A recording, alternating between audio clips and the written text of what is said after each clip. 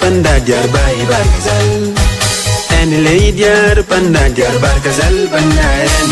en leidiar panda diar bai barkazal diar barkazal diar ngilwal diar barkazal diar la dai dai diar barkazal diar ngiwel diar barkazal diar la dai dai el pogu diar warap den pogu diar rumbek ni kang diar wanachul ku den diar awlo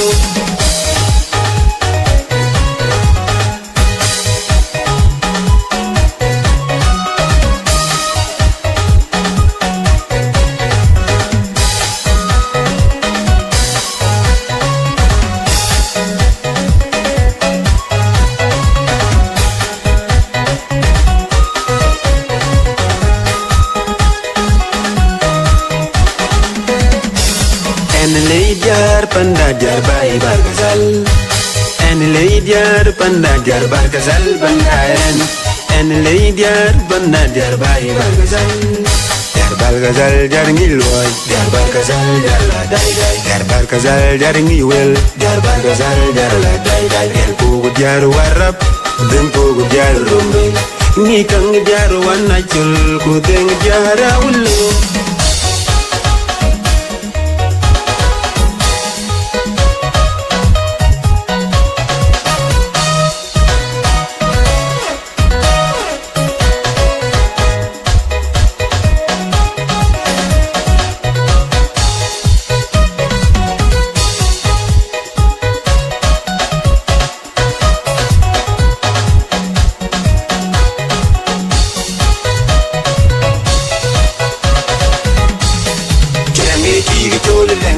Jange tigi der kaike, jange tigi jol katijin, jange tigi nauram kayin kamodin tiba,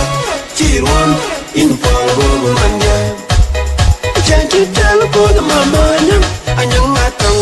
yalam paducin abungiri tik, anyang makon nakolol, tinggal pawen bumyer, tingi jang leye benebun, yere leye benebun, ringe luar dewa piande.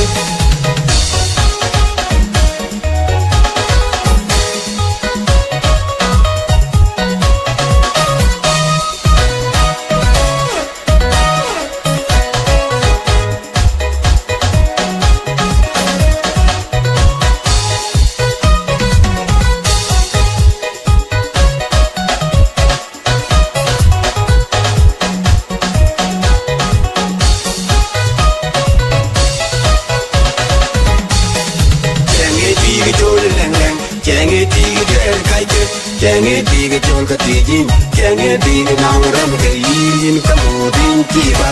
cirwan in polvo manja.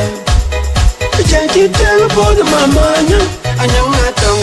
yalam paducin abungiri tik, anyang makon nakolol, tinggal pawen bumyer, tingi jang leye benebun, tingi leye benebun, ringe luar dewa piande.